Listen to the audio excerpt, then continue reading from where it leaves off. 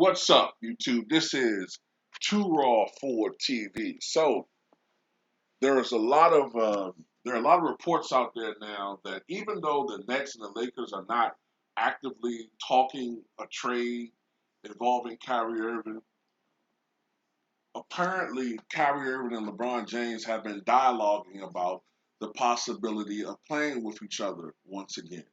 Now, more than likely, if that were to occur, I guess it would have to be a trade um, by Kyrie going to LA. Now, is it likely it's going to happen? I don't know. I don't think so.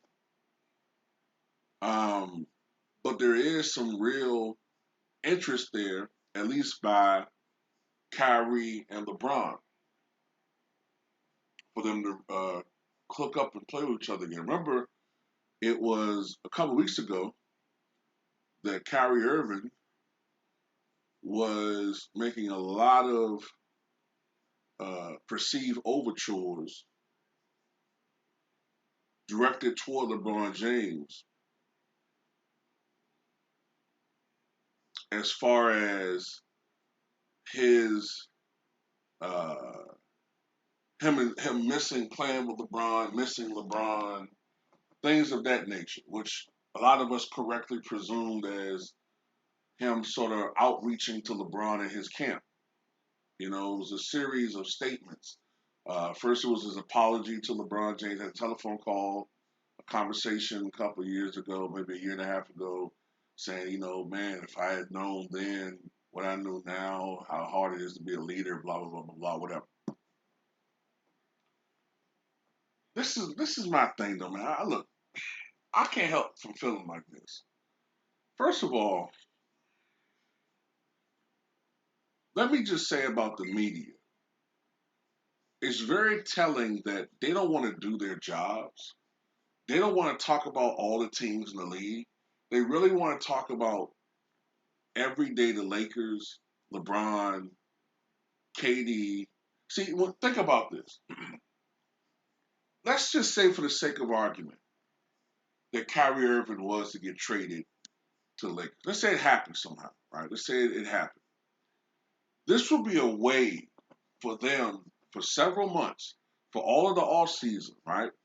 For them to have a topic to talk about going all the way into the regular season and during the regular season.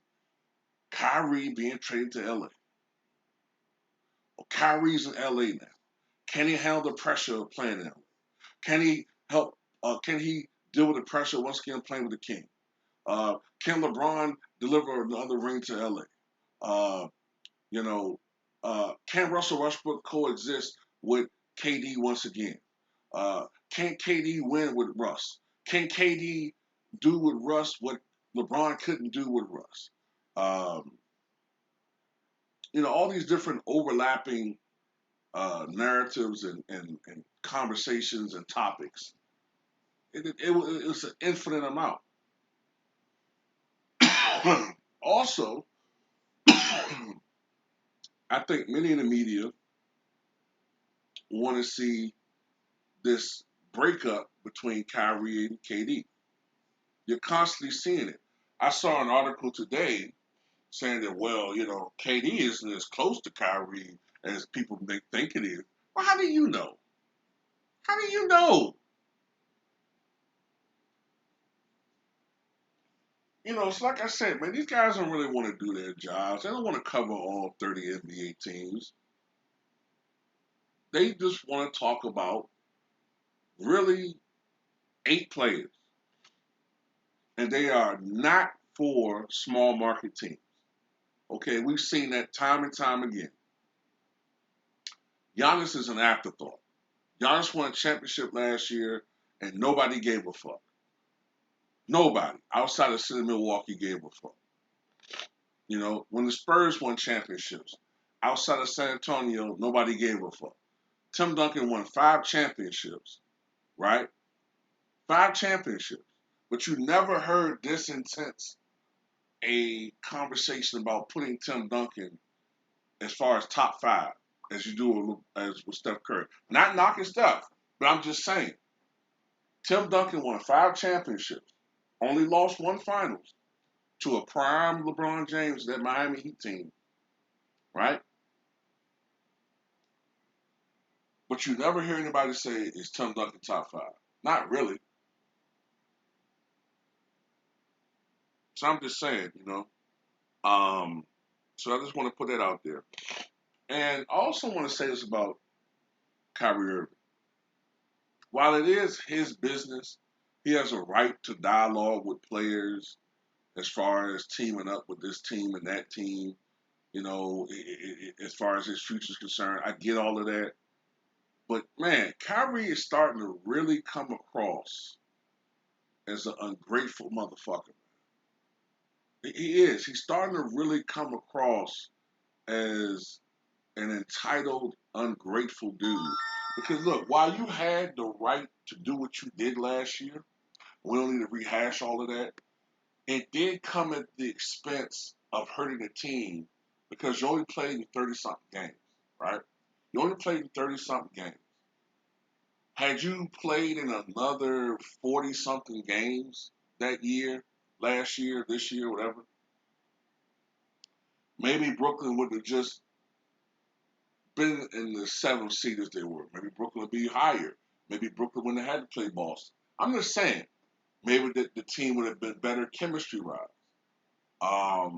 Now look, it shouldn't have came down to your decision because your decision is your right, but the team did have to go through a lot of stuff, okay, because of your decision. KD stood by you,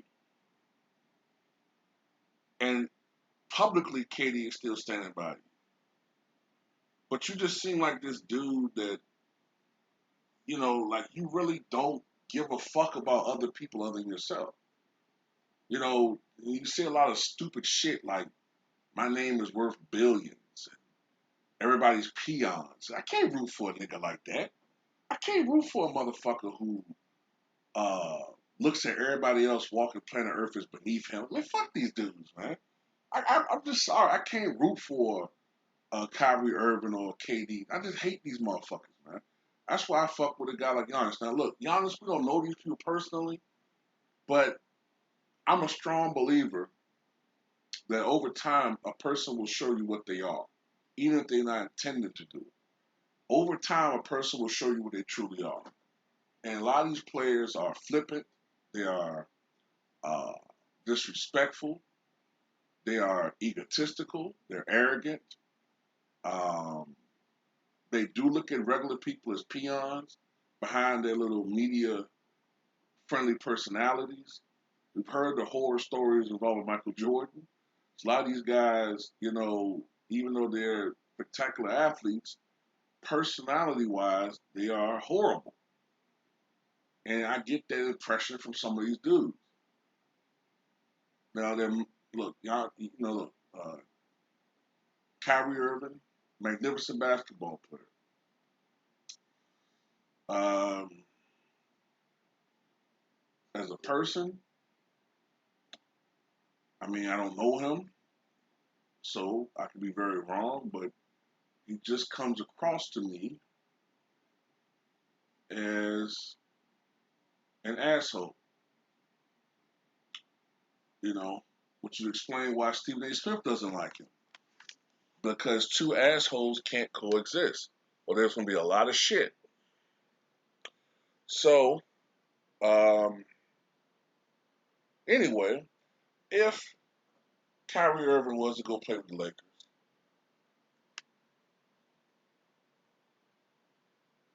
um, I mean, what would that do?